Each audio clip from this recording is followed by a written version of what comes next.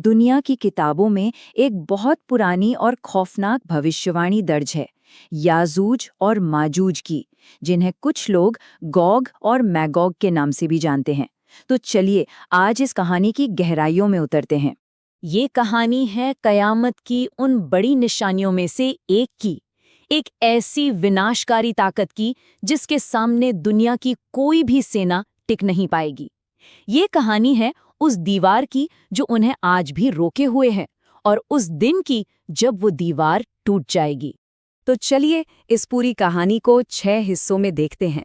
शुरुआत करेंगे उस भविष्यवाणी से, फिर जानेंगे उस बादशाह और दीवार के बारे में, फिर दीवार के पीछे की उस फौज को समझेंगे, और फिर देखेंगे कि कैसे वो बाहर आएंगे, कैसे अंतिम युद्ध होगा और कैसे एक नई दुनिया का जन्म होगा।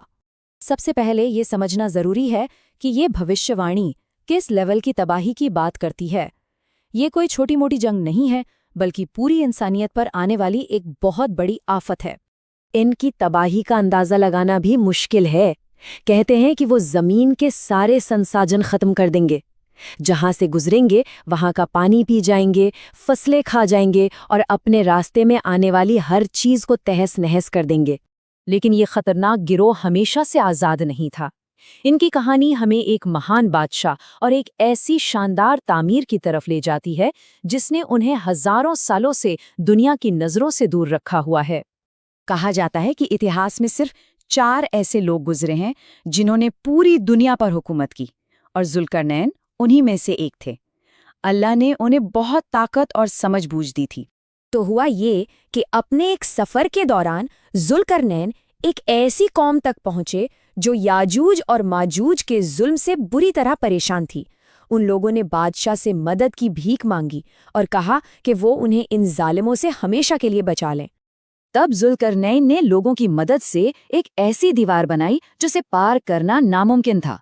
उन्होंने 2 पहाड़ों के बीच लोहे की बड़ी बड़ी चट्टानें रखवाईं, उन्हें आग से पिघलाया और फिर उसके ऊपर पिघला हुआ तांबा डाल दिया। नतीजा एक ऐसी मजबूत चिकनी दीवार जिसे कोई तोड़ नहीं सकता था और ना ही उस पर चढ़ सकता था। तो अब जब वो कैद हो चुके हैं तो सवाल ये उठता है कि ये याजूज और माजूज आखिर हैं कौन? क्या वो इंसान हैं या कोई और मखलूक? है तो ये भी इंसान ही, आदम की ही औलाद से, लेकिन इनकी फितरत बिल्कुल अलग है। ये एक खूंखार, जंगली और वहशी गिरोह हैं जो किसी नियम कानून को नहीं मानते। और उनकी आबादी बढ़ने की रफ्तार किसी भी आम इंसान से कई गुना ज्यादा है। अब जरा इनकी तादाद की बात करते हैं, और ये सुनकर शायद आप चौंक जाएंगे।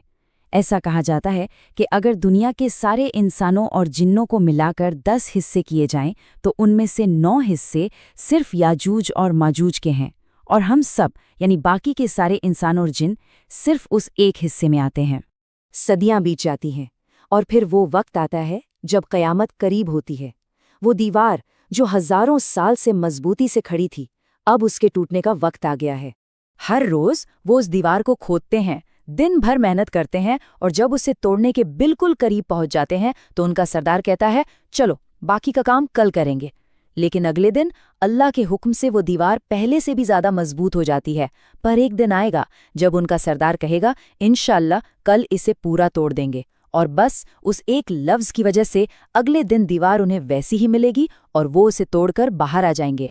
तो आखिरकार वो घड़ी आ ही जाती है जिसका सदियों से डर था। दीवार टूट चुकी है और अब दुनिया का सामना होना है इतिहास की सबसे बड़ी और खतरनाक फौज से। इनके निकलने का वक्त तब होगा जब हजरत ईसा दज्जाल का खात्मा कर चुके होंगे।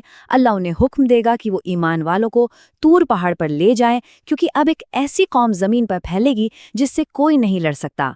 वो इतनी बड़ी तादाद में होंगे कि उनका पहला गिरोह जब गलील नाम की झील से गुजरेगा तो उसका सारा पानी पीकर उसे रेगिस्तान बना देगा। पूरी जमीन पर कत्ले आम और तबाही मचाने के बाद उनका गुरूर, उनका घमंड 7वें आसमान पर होगा। वो आसमान की तरफ अपने तीर चलाएंगे और कहेंगे, देखो हमने जमीन वालों को तो खत्म कर दिया, अब चलो आसमान वालों को भी मारते हैं। लेकिन इतनी बड़ी फौज का अंजाम किसी जंग से नहीं होगा।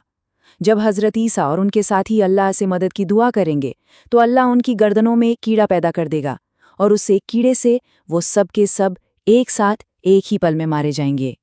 इस भयानक तबाही के बाद अब वक्त है एक नई शुरुआत का, एक ऐसी दुनिया का जो अमन और खुशहाली से भरी होगी। उनके मरने के बाद पूरी जमीन उनकी लाशों और बदबू से भर जाएगी। तब अल्लाह ऊंट की गर्दन जैसे बड़े बड़े परिंदे भेजेगा जो उन सारी लाशों को उठाकर कहीं दूर फेंक देंगे। और फिर एक जबरदस्त बारिश होगी जो सारी जमीन को धो के आईने की तरह साफ कर देगी।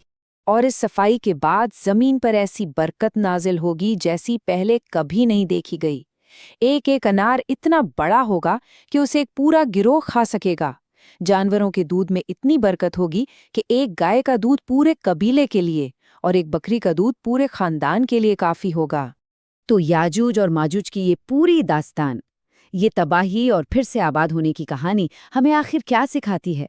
ये दिखाती है कि जमीन पर फसाद फैलाने वालों का अंजाम हमेशा बुरा होता है और सबसे बड़ी तबाही के बाद भी अल्लाह की रहमत से एक नई और बेहतर दुनिया का जन्म होता है। तो सवाल ये है कि इसकी असली सीख क्या है? शायद यही कि हर अंधेरी रात के बाद एक रोशन सुबह जरूर होती है।